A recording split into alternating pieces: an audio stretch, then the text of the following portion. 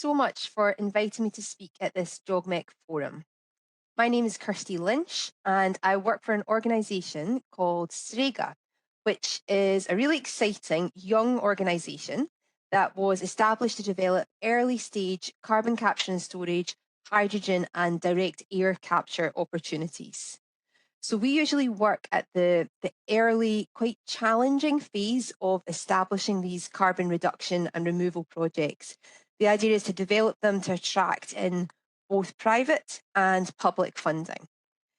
Now, I currently head up our environmental social governance work, but my background and the work that I really love is in stakeholder engagement. So until earlier this year, I was looking after the communication and public engagement for our anchor carbon capture and storage project, the ACORN project. And let me just bring up that slide. Here we are. So the Storegga is the lead developer for ACORN alongside industry partners Shell, Harbour and North Sea Midstream partners. And we also coordinate the wider cluster of emitter industries that are expected to feed into the ACORN transport and storage infrastructure. So I've been working on carbon capture and storage and other associated low carbon energy initiatives for over 13 years now, having come from a completely different background in health and sport engagement. So when I first started working in this space back here with Scottish Power, that was in a local carbon capture and storage project based in Scotland. Hopefully you can tell from the accent. At that point, I was totally new to the energy sector and new to working with engineers and scientists. And honestly, I spent about 50% of my time Googling the millions of acronyms and trying to make sense of a really complex set of stakeholders. So I wanted to start today with an apology to you because now that I've been working in the space for so long, I just automatically use the acronyms and I constantly forget that one golden rule about never assuming knowledge for your audience. However, I am guessing, and I've got it in good authority today, that most of you listening are familiar with the energy sector and most likely with carbon capture and storage as well. So I'm not going to spend any time explaining the technology or discussing any technical details about the projects that I've worked on or that I currently am working on. Instead, what I've done is adapted and updated a presentation that I gave to the International Energy Agency Summer School a few years ago, where I tried to pull together lots of practical experiences of creating and delivering stakeholder engagement strategies, specifically for carbon capture and storage projects. So I'm going to try and just highlight some research and some tools and tips that I've found really helpful in the past for getting started on these kind of projects. Then I'm going to take a brief look at some of the common challenges around stakeholder engagement with carbon capture and storage and show some of the approaches and tools that we've used to try and address these challenges in all of these roles that you can see on the screen. I really hope that whatever sector you're currently working in, you're going to find some helpful examples and tips that resonate with your own work on stakeholder engagement. Okay, so let's get started. A stakeholder engagement strategy for a carbon capture and storage project follows the same basic steps as you would find for most major infrastructure projects.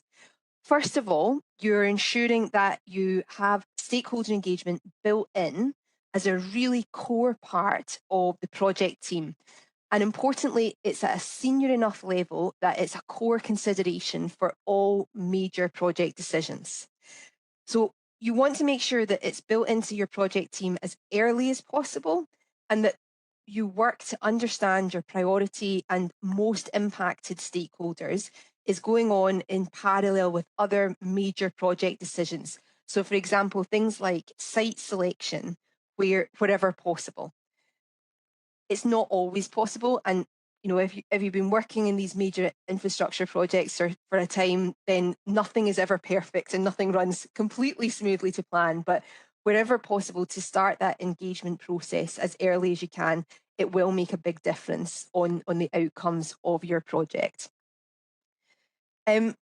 You're then going to do some fairly standard steps, to be honest. So first of all, you're identifying, prioritizing, and getting to truly understand your stakeholders.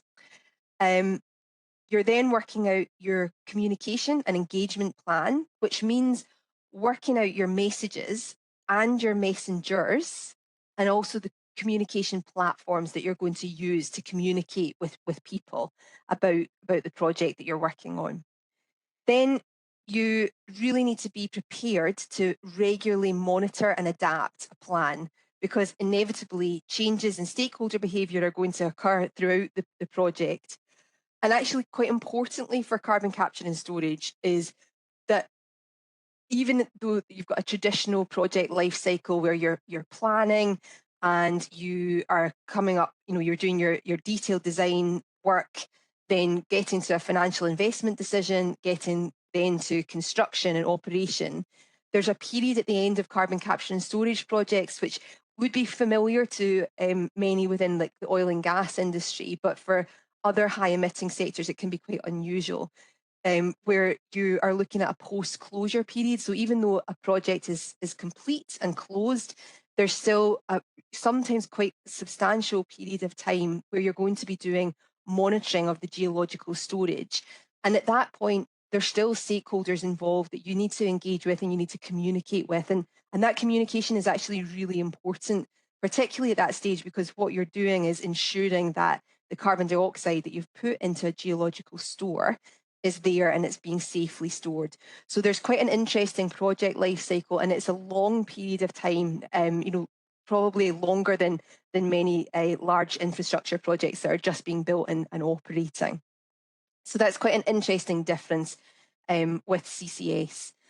I think the other thing is that in these different stages of a project life cycle, your stakeholder engagement plan, and particularly your stakeholder mapping, needs to be really a very live document. It's something that is going to be changing throughout the life of the project, and stakeholders are going to change. Not just their behaviour, but the actual stakeholder groups are going to change over time as well. So you just need to be prepared for this monitoring and adapting of your engagement processes as you go through the projects. So let me just dive a little bit deeper with a little bit more detail on those four kind of core steps.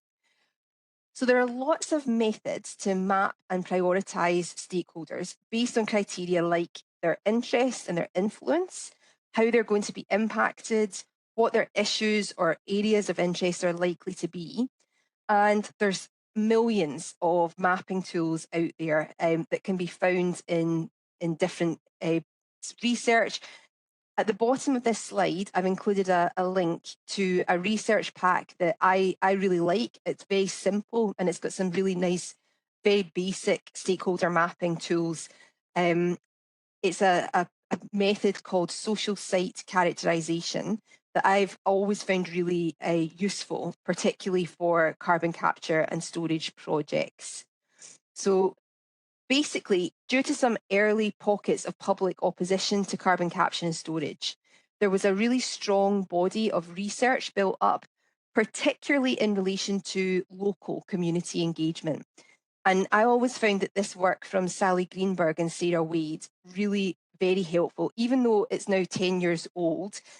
Basically, what they did was take the concept of site characterization that should be really familiar to geologists who commonly are the people leading or certainly working closely on the technical and commercial teams developing a carbon capture and storage project. And they expanded this concept of site characterization for storage sites to highlight to prospective CCS developers that understanding the social and the human aspects of a project site was just as critical as for the eventual success of a project as like a solid understanding of the physical and technical characteristics of a geological store. Now, in my early career, I absolutely loved this because it gave me a more technical language and a set of tools to help me really engage with with the technical and commercial project teams that I was working with in areas that, quite honestly, at that point were considered quite fluffy and quite light. However, what's really interesting is over this last decade while I've been working, there's been a very interesting shift from situations where I was often having to justify the importance of a really robust stakeholder engagement strategy and fight pretty hard to get support for particularly the kind of soft outreach and engagement activities, to now being a massively widespread acknowledgement of just how critical this work is in terms of gaining trust with stakeholders. And to speak in more kind of corporate terms, it's about gaining that license to operate. Anyway, this research that I've linked to here really articulates very well how important it is to get a good grasp of a project's priority stakeholders, and it offers some really practical tools to gather that data in. So on the left-hand side of this slide, I've listed out some of the key questions that I would want to be answering about my project stakeholders and the different communities that a project that I would be working on is likely to impact. Now, there's loads of ways of getting this kind of information, and very often you'll get economic or environmental consultants who would be able to churn out a lot of this data for you. If you can, there really is nothing to beat spending a real bit of time in a place and talking to the people who live there, who run businesses there, because it's the best way to get to understand those stakeholders. So it's fine, to get your basic information and your demographics from some of these agencies that are set up, and they can do a lot of legwork. But you really can't beat that time when you just sort of immerse yourself in communities and in an area, geographic area where a project is taking place. It's a really excellent way of beginning to introduce the project as well to a project, and also introduce the project team that are going to be delivering this to a community and to these wider stakeholders. So not to do a disservice to my industry, but there really is nothing that's desperately complicated about stakeholder engagement. It just takes time and commitment because it's about building and maintaining trust. So with these CCS infrastructure projects, and with most major infrastructure projects, that isn't actually always as easy as it sounds. It's easy to say spend time and build relationships, but it can be very tricky just depending on the circumstances where you're trying to build and construct these kind of these big, huge investment opportunities. So let me give an example with Acorn, with the project that I'm still actively involved in. Much of the sort of soft engagement work that I would really like to have happened in person was having to happen during the COVID lockdowns. So in the UK, I'm sure you're familiar, we had almost 2 years of solid lockdowns where we were really reliant on relationships that we'd already established very early on with some key local groups and people who had good connections to help us maintain really a virtual presence and also try and build some credibility with local project stakeholders. Now, after this presentation, you're going to see a short YouTube clip of a kids education project that we ran with a local primary school, which is like a junior school for children aged 5 to 10 sort of age range. So we ran this education project with the school to introduce the Acorn project to them and introduce it in the context of energy and climate change. And we were using really fun, interactive science experiments to bring all of this to life. We also had a local street artist or like a graffiti artist who would work with the children to turn all of the things that they had been learning into a huge outdoor mural that they had in their outdoor play space. And it became a really interesting sort of art installation for the local community that was in this local school. And it was all about the kids' interpretation of what they had been learning about this project that's taking place in their local area. Due to the COVID restrictions, however, we had to do all of that teaching, all of the sessions with the street artist even, all virtually. So with kids in their bedrooms or in the school classrooms, listening in to us like this over the internet.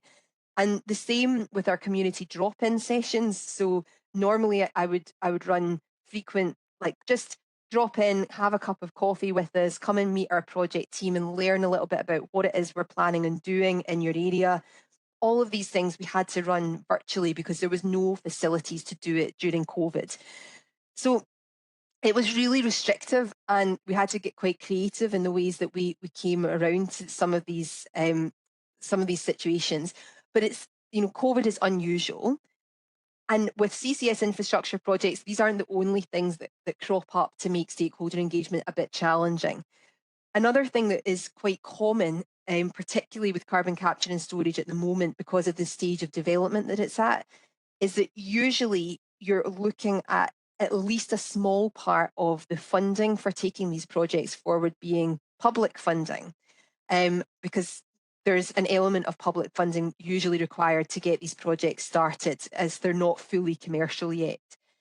And with public funding, certainly in the UK, it comes with lots of delays and uncertainty. And really, it's very important that you are having pretty honest conversations early on with your stakeholders and making sure that the issues that matter to them are being made obvious. Because if your project, so the Acorn project is a really good example, that we were working full pelt towards, delivering of this project and being on a certain track of funding from the UK government.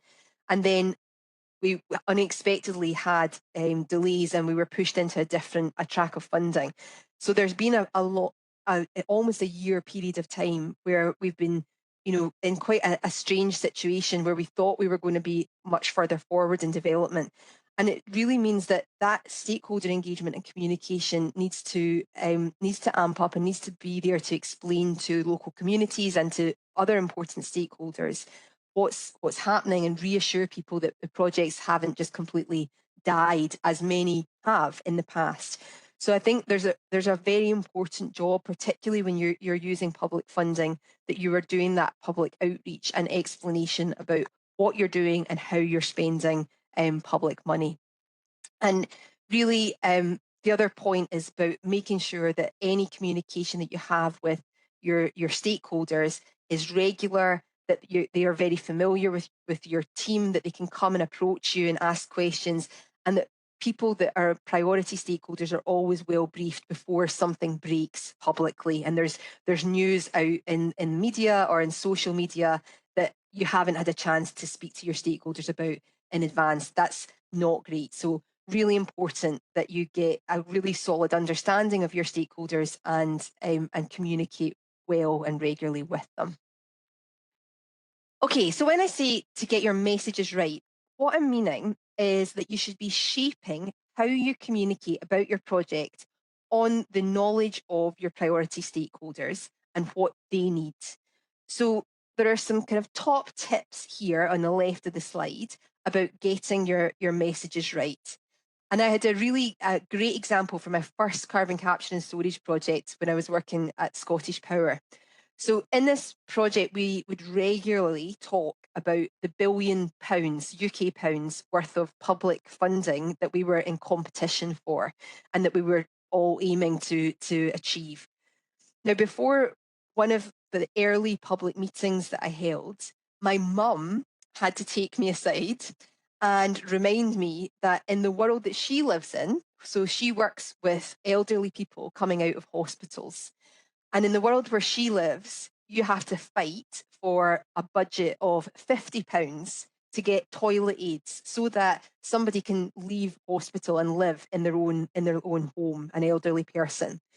And her point to me was that talking about billions of pounds of public funding really shouldn't be taken lightly. And you really have to be aware of the people that you're talking to and the context that they are living in and where they are coming from. Because if you just go and approach local communities and people like my mum who are fighting tooth and nail for £50 of public funding for something which seems so basic and a basic human right, that it could land pretty badly. And it's really important that when you are talking about these massive investment projects and these big infrastructure projects, that you're putting some context into why it takes this level of funding and this level of money to try and get these infrastructure projects established, and why they're important for us in the climate context and also in an economic context as well. So what benefits these projects are bringing to local communities and to a region where they're being developed. And I think a thing that I've found a lot since I've been working in Storegga is also really not to take that public funding thing for granted, and to ensure that wherever possible, you're bringing private funding into these investments, because it's really the thing that is required to move these industries forward is sort of enhancing that private sector funding and making sure that these projects can become fully commercial and clean their face in the light of day. And this is all the more relevant now because currently I'm guessing it's something similar in Japan, but in the UK, we have a really serious challenge at the moment with the cost of energy and the general cost of living. So being able to articulate how infrastructure investment can boost people's standard of living in a really tangible way is absolutely essential.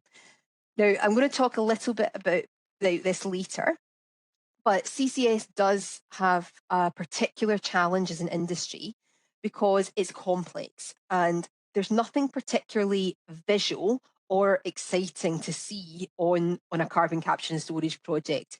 So a really, really important lesson for me about getting the messages right is always trying to keep it as simple as possible and try to come up with some really creative ways of making these projects tangible, visual, also making sure that the technical details about projects are there and available and people can always access them.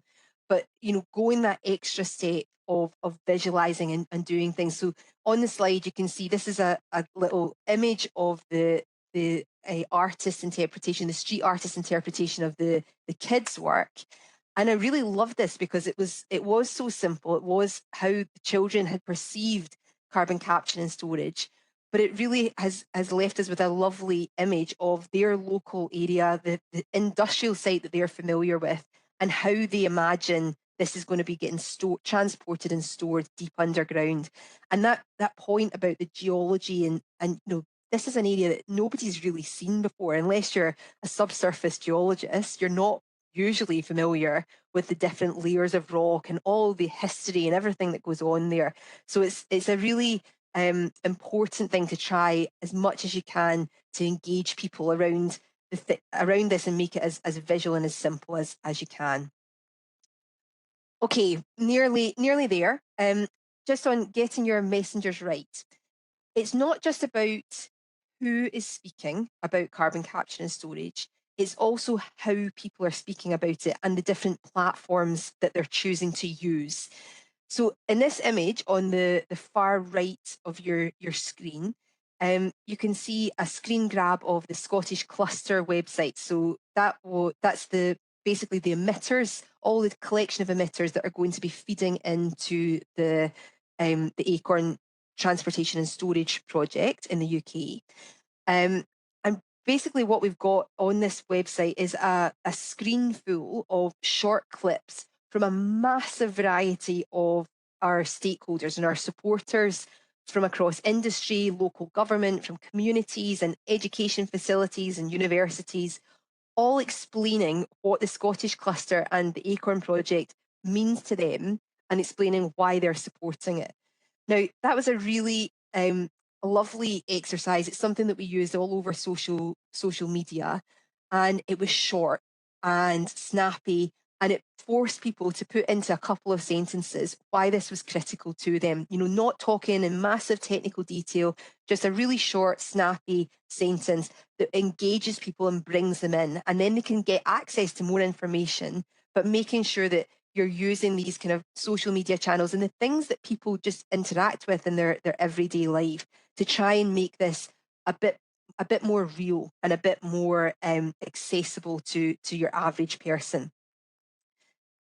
We try within the Scottish cluster and within the Acorn to use lots of different mediums to get our messages across to a variety of audiences. And this image in the centre of the screen was a virtual question and answer session that we held with multiple high schools across the region of Scotland where the Acorn project is being built. Now, this was a really lovely example about picking your best messengers for your target stakeholders. So I hosted these sessions, but the technical experts that I had speaking and answering the questions to the students had all been picked specifically from our project, as it was the young professionals who work in our project. So economists, engineers, geologists, communication experts, but all in their mid-20s to early 30s, who could speak with real resonance to these high school students about everything from career options and why they'd chosen to work in the sector, as well as giving technical information about the project and why it was important. Now, the other reason that I love this example is that after we held one of these Q&A sessions with a few of the high schools, I was contacted by one of the parents of the students who had been participating in the session, and she had been in her bedroom during lockdown listening in and asking questions, and the parent had been listening outside the session that we held outside their kid's room. And by total coincidence, this mum had recognised me because I had visited the community group that the mum worked in prior to lockdown, just to introduce the Acorn project and to try to get some advice from the community group about how to consult within the local community.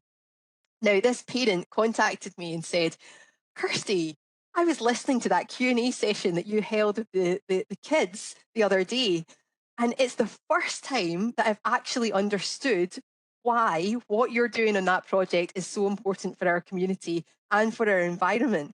You really should think about using some of those simpler explanations when you introduce it to adults for the next time."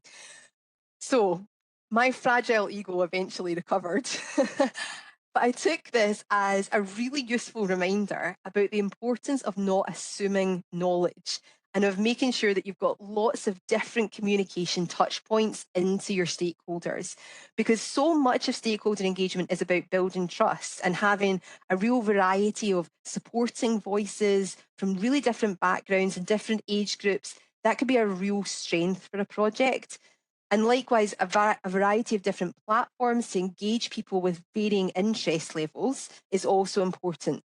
So the classic thing that you get on carbon capture and storage projects is to be really well known on the industrial and academic conference circuits, but then have absolutely zero social media presence and even less on the sort of non-statutory community engagement work.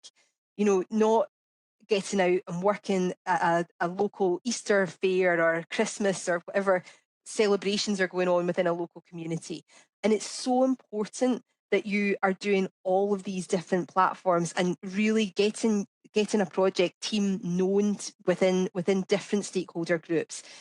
Now, it does take a lot of effort to get that kind of material right and to also encourage a project team to have the confidence to go out and engage in these kind of ways, because it's not familiar to a lot of people. And technical people, the engineers and things that we have working in our projects and the geologists, they're amazing and they're so passionate about the work that they do. And I always, whenever I can, will get them involved in stakeholder engagement, because you can't beat that kind of passion for knowledge, and people get excited by that, and I think it's really valuable to use them. But it's also very important to remember that people have got jobs to do, and usually under a lot of time pressure it's hard. So it's important to pick the right events and the right kind of situations to bring out your experts and give them the best tools that you can to do these kind of engagements. The very, very last one that I wanted to highlight on this slide was the top image that you can see there on the left is from an activity that we call our Rock Doctors event. So this I've done a couple of times in a few different scenarios, but we most recently held it with the Acorn project. And it was an Easter community activity event where we just came along as part of a whole bunch of wider activities that were happening in the local area. And we basically ran this Rock Doctors activity, which is a 2.5 kilometre walk where the 2.5 kilometres matches the depth of the store that we are using, which is 2.5 kilometres deep underneath the ground. And basically, we start at the point at which you're just below the storing of the CO2, and then you walk all the way up. So you imagine you've gone back in geological time, and then you are walking through learning about all these different layers of rock. So you're doing a sort of geological tour of history and taking the opportunity with your geologists from the project to walk the local people through all these fascinating things that happened during history when these different layers of rock have been laid. And then teaching about why these layers of rock are so important for geological storage, why we know that they're safe to store CO2, and just building up that knowledge base and that confidence about something which is really difficult to get your head wrapped around when you say that you're storing carbon dioxide in rocks. And it sort of comes back to lots of thinking around nuclear waste and storage, and there's lots of things that people associate with storing things under the ground that I think you have to try and unpack and get over. And this is a lovely activity to do that, get people excited, ask lots of questions, and have access to these amazing geologists that can answer everything that comes up about dinosaurs and fossils and all of the crazy stuff, but at the same time also be answering questions directly about the project and its impact. Ken, am I okay for time if this is my final slide? Yeah, okay, perfect. So I just wanted to finish up on a slide about public acceptance for CCS and just sort of wrap up with some of the common challenges that we see and some of the things that I found really have helped and been very successful in trying to overcome those challenges. So first one I mentioned, CCS is a pretty complex topic. It's perceived to be very expensive. Now, you can have arguments about that, but it's big infrastructure. So like I say, any talk of billions of pounds of investment, it's a lot of money for a normal person to be discussing and dealing with. It's also associated with life extension of fossil fuels. So, the whole theory behind carbon capture and storage is about removing carbon dioxide from the burning of fossil fuels from industry or from power. And that is a tricky space when you are facing a climate emergency, and it's a difficult topic, and it means that we quite often lack natural champions. So this next point is that it's got a very complex group of stakeholders without many natural champions. Now, certainly in the UK, I have seen a real change and shift in the last 4 to 5 years where we were very much struggling for the group that was standing up and shouting for carbon capture and storage.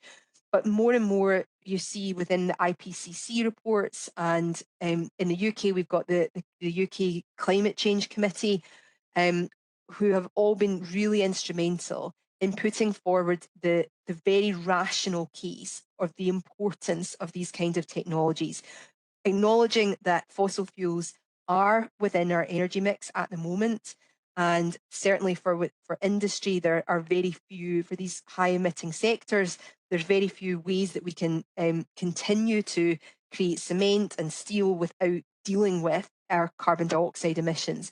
And the importance of getting that message across and validating why carbon capture and storage is a really critical climate change mitigation technology has really shifted a bit of the argument. And I've found in the last 4 to 5 years, it's been a lot simpler to go in and have this kind of discussion in a climate context rather than feeling like you're defending the oil and gas industry, which is absolutely not the sort of starting point, I think, for CCS.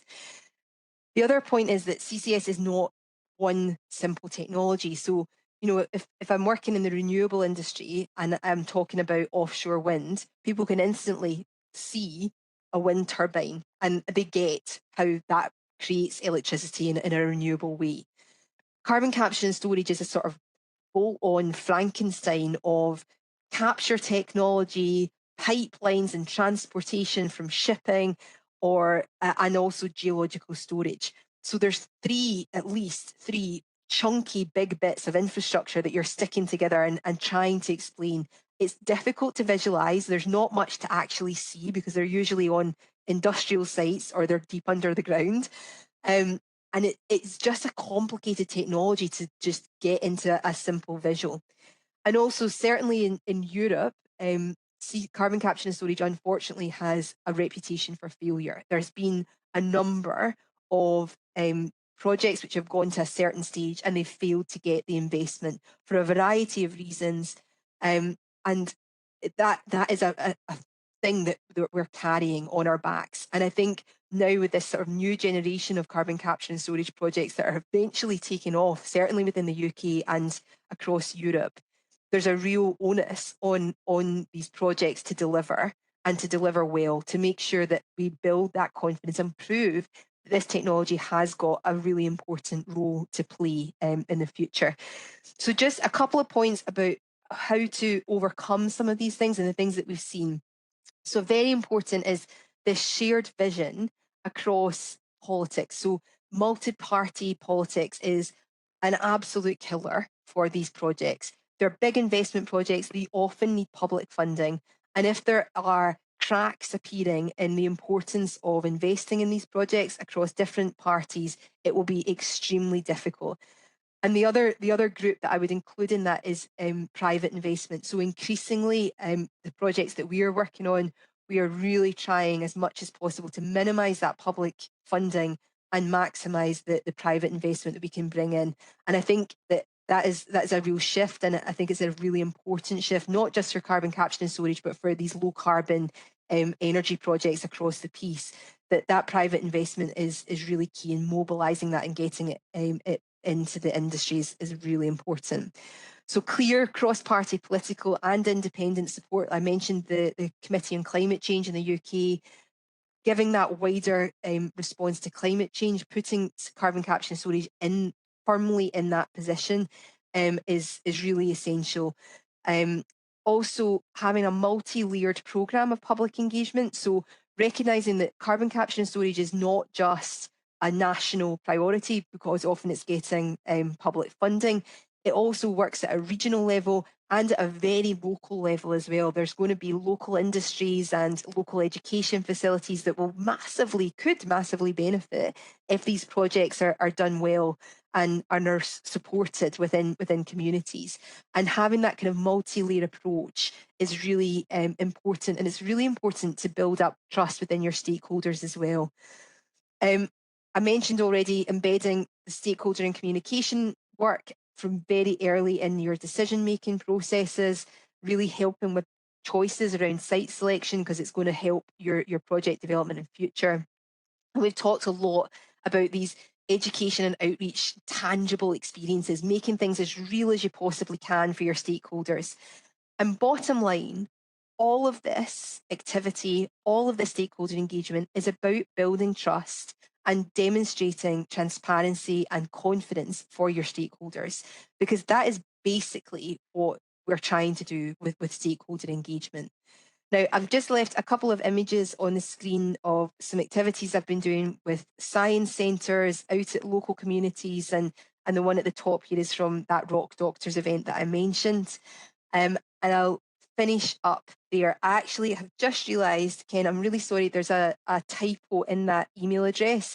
So I'll get that fixed and sent over to make sure that you've got my appropriate email address in case anyone has any questions they're wanting to send directly. And with that, I'll stop sharing my screen if that's okay. Thank you, Kirsty. Thank you very much for your presentation. I found your insights into the stakeholder engagement for CCS very helpful, and I'm sure it resonates not just for the CCS industry, but many of the points you've mentioned resonates across the industry. And I thought, in particular, your talk about the social site characterization, that idea, I found that very fascinating.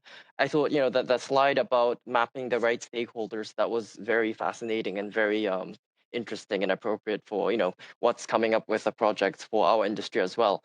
And with that, I have a few questions for you. The first one is, One of the key issues when it comes to stakeholder engagement, as you said, is mapping the right stakeholders. But sometimes omission of key stakeholders do occur, because project proponents cannot include stakeholders that they're not made aware of. And my question is, with the issue of missing stakeholders, what are some of the key takeaways that you can do to prevent such, missing stakeholders? Perfect. It's a really, really good question. So, Ken, I should just say to make clear, social site characterization is not my concept. It is from Sally and Sarah, but it is a very good one. So, on to your stakeholder question. Yeah, listen, it's not practical to assume that people are going to just know who these stakeholders are. And I think there's a really lovely some tools that you can use. I definitely use these a lot in that early Scottish Power project that I mentioned. So basically, that project was at Longannet, which is an area in Scotland, and I used the stakeholder mapping as really an excuse to get out and start to meet some of the external stakeholders that I had identified as a priority group. So we did the traditional, got the project team in a room, did the sticky notepad thing and worked out who we thought were our priority stakeholders. Then I took that internal information and that work that we've been doing with the team. And actually, before I move on, that work with the team is actually quite important. So there is a tendency with bigger organizations that you just do it within the stakeholder group itself, like the communication group. And that is an absolute hiding to nowhere. So, it's important. That's a first port of call. Get your ideas down, but always take it to your wider team, to the commercial team, to the technical developers. Make sure that you're asking a really wide group, and actually a brilliant group to take this stakeholder mapping activity to is people, if you've got an existing site. So for us on Acorn, we've got the St Fergus gas terminal. If you've got that existing site, it's a really good idea to take your stakeholder mapping activity to some of the people who live and work on the site, because they usually have got a much better grasp and understanding of the dynamics within a local community and can give you some really powerful insights as well. But then I think take that a little bit further and use it as an opportunity in these early stages to go out and have some initial conversations with like the environmental NGO groups, with the academic sectors, with different people that you've identified as priority groups, and just take them for a coffee and talk them through, the maps that you've done, who you've identified, and ask for their opinion about, if it was them, who would they be speaking to? Who is really important within their community? And would they be willing to make some introductions? And just by the nature of involving these people at a really early stage and giving them some responsibility and some information very early on about your project, it usually, and certainly with that early Scottish Power project, it came back in dividends for us. So it wasn't just that we ended up with a really, really great stakeholder mapping session with a really good understanding of not just who the stakeholders are, but actually what makes them tick and why they might get really annoyed if you do something in a certain way. But it also sets up these kind of usually pretty powerful people within different stakeholder communities as having a bit of advanced early knowledge about a project. And people always respond, or almost always respond well to that. And even if they don't respond well to that, so sometimes some of these projects can be quite controversial, particularly within an environmental community. So having early awareness of the issues that may crop up and having a pretty honest conversation with like environmental NGOs at the start of a project can save you a lot of time and effort if you know that something is going to be a particularly difficult sale, or there's a real issue about, if you cross a certain part of land where there's birds nesting or there's protected species or something. Knowing that early on is going to save you a lot of time and a lot of heartache later in the project. So I would say it's not always possible, but where you get the opportunity to do that kind of use your mapping exercises, take it externally and just use it as a chance to introduce the project and get feedback in. Definitely a really powerful tool and a way of doing that in a kind of simple practical sense, it doesn't take not a lot of cost. It's just somebody's time and a bit of effort. And talking about tools, are there any standards or guidelines that you refer to when building trust with stakeholders for a project? Yeah, so I mean, most sort of developed societies will have minimum standards for stakeholder engagement. So the UK is the place that I'm most familiar with, and for example, you have to do some consultation activities. So you have to do 2 rounds of public consultation activity on an infrastructure project like ours, an Acorn. And there's certain rules and regulations around that. So you have to advertise it well in advance. You have to make sure that it's accessible to people. So my example about COVID means that it was really quite tricky because actually, normally you would physically do these kind of consultation activities and you would be meeting people face to face, and there would be plenty of opportunity to share information in a way which is not virtual, because lots of people don't access their information through the internet. So, there's been some challenges around some of that stuff in the last few years, but most places will have sort of standard rules around that engagement process. What I would say is that for major infrastructure projects, particularly infrastructure projects that are getting access to public funding, you should always be going above and beyond those minimum criteria.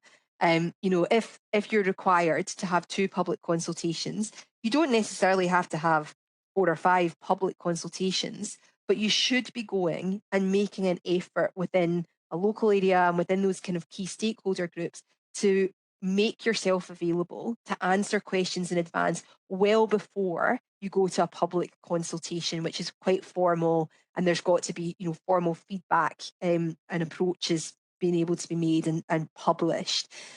I would always advocate going above and beyond before you go out to those public consultation and afterwards, and making sure that there's always people within a project team that have got a responsibility for responding to any questions and queries that come up.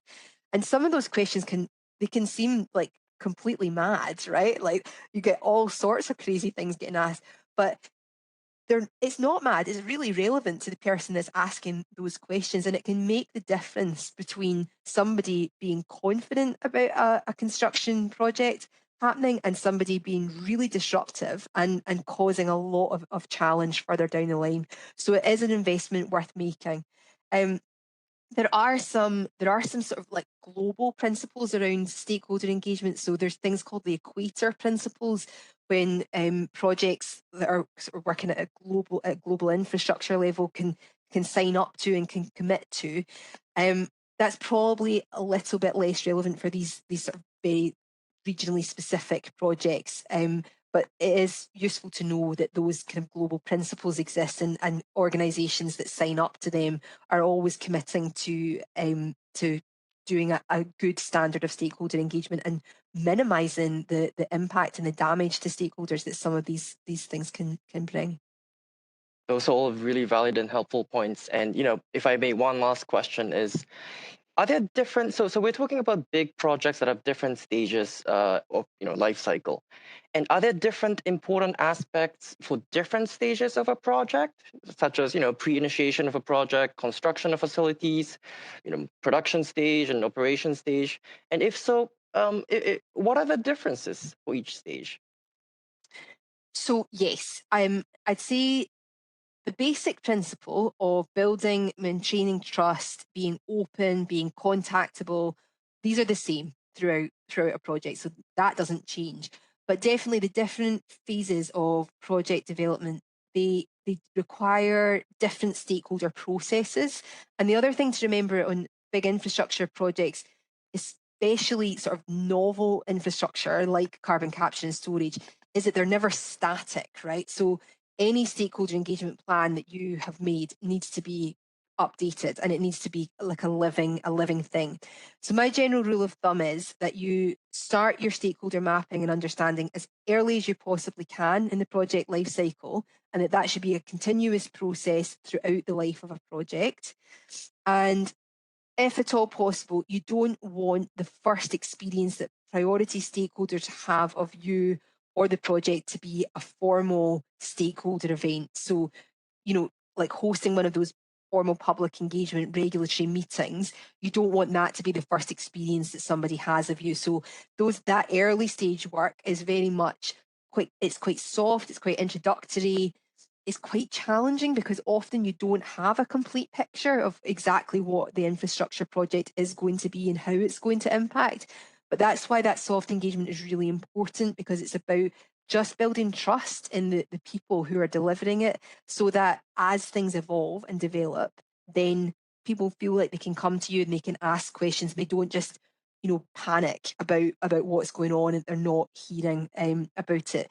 Then other stages that are definitely important as you get to the sort of key development, the design work on a project, and you're looking at different options. That's a really key period for usually quite formal consultation, because it means that you can go to your stakeholders and present the different options that you're considering and get their feedback on what's going to work best. What's going to work best in a community where, Acorn is a really nice example where there's not a lot of public transport. The roads are quite narrow. You've got real proper issues that you have to deal with around construction, traffic, and making sure that you don't shut down an area because you're building something. So at that stage of development and making decisions on a project, then that sort of more formal stakeholder engagement is quite key and important. It's good to make sure that you are capturing any decisions that are made and how those decisions have been made, and ensure that people have been involved in those discussions. And then, when you're getting to construction phase, it's very different. You've got lots and lots of people descending on a place. So there's a lot of engagement needs to be done to ensure that people, one, can benefit as much as possible. Local regions can benefit from having all this increased activity, and making sure that economically they're involved in getting as much benefit as possible, but also that it's not causing a lot of damage or challenge in a fairly rural space. And then operationally, sometimes there can be an assumption that once something is operational, it's relatively, step back in terms of the engagement process. It's bedded in.